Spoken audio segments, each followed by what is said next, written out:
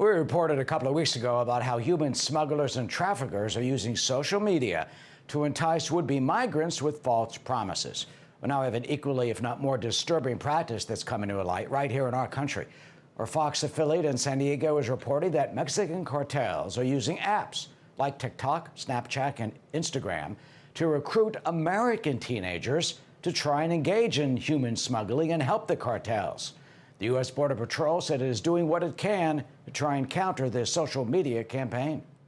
Try and reach out to the communities and inform parents, grandparents about the dangers of smuggling and the fact that these criminal organizations are targeting young high school and college-age children.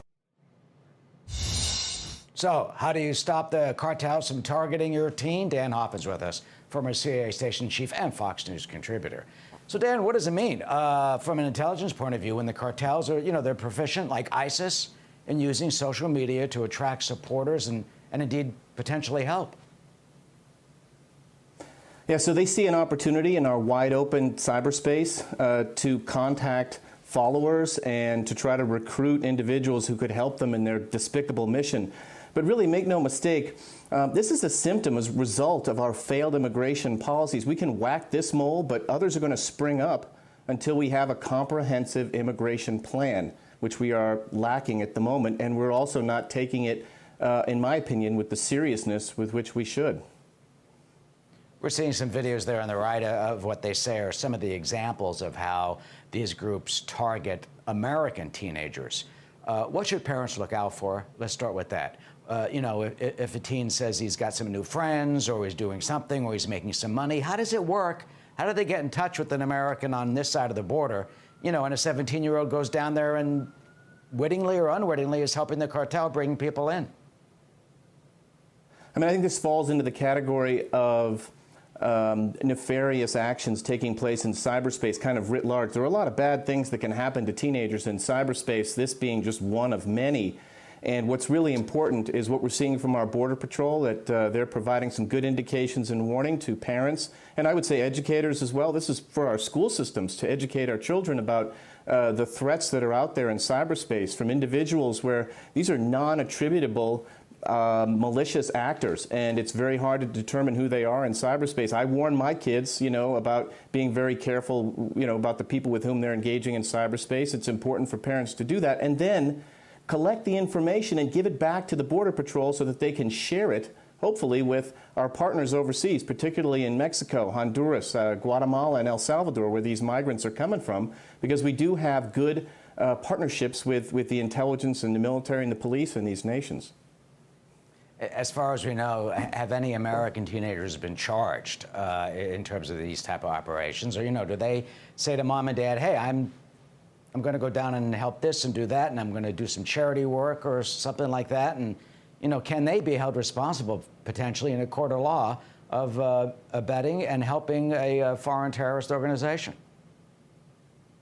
Yeah, apparently, if someone is caught being involved in this sort of a scheme, I mean, it's a felony, 10 years in jail potentially. Now, again, I think it's over to the teenagers and parents and educators to make sure that they take these indications and warnings seriously, as they should with other nefarious, malicious folks out in the internet, and then share it with local police department and with your Border Patrol. Especially, if you're in Texas, Governor Abbott's been ringing the alarm bell, talking about 170,000 have been apprehended as of March, and then they expect to have another 35,000 minors in custody by June. I mean, this is a crisis at the southern border, and it's something that we all need to pay attention to. The Congress needs to act with a little more alacrity, so does the Biden administration.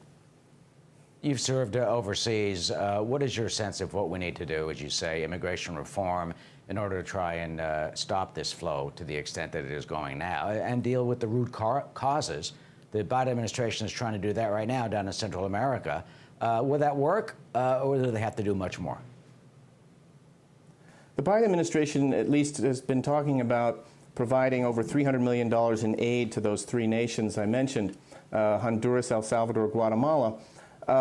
I think that maybe that's part of the solution, but really it's about two things. It's about hardening our defenses And that means more Border Patrol resources for Border Patrol. It means building fencing, which, believe it or not, Senators Obama and Clinton and Schumer supported in 2007.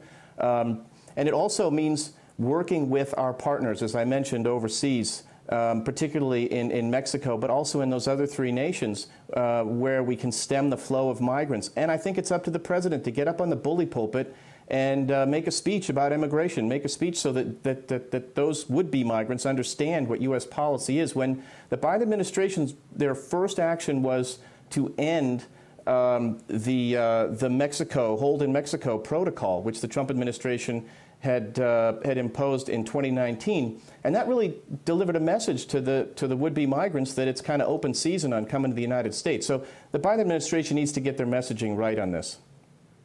Yeah, Guatemala, for example, has been cracking down on some of the migrants that arrive on their border, trying to prevent them. And a simple question I think a lot of Americans have: why can't these countries stop the migrants in these caravans before they get up to our border? Right, that's part of, I think, what we need to be working on with these nations. And, make no mistake, I don't think we want to engage in, to try to nation build our way out of this, with those 3 countries. Many are fleeing violence, but many are also just looking for better economic opportunities, particularly now during a pandemic. It's extraordinarily dangerous for this crisis to be occurring on the southern border. So we do need to take hard and fast measures with the security forces in those countries and work in partnership with them. CIA Station Chief Dan Hoffman with a warning to parents and grandparents. Be careful what's on social media with your teens and dealing with this. Dan, always good to see you. Thank you for your insight today. Thanks, you too. Hey, Sean Hannity here. Hey, click here to subscribe to Fox News YouTube page and catch our hottest interviews and most compelling analysis. You will not get it anywhere else.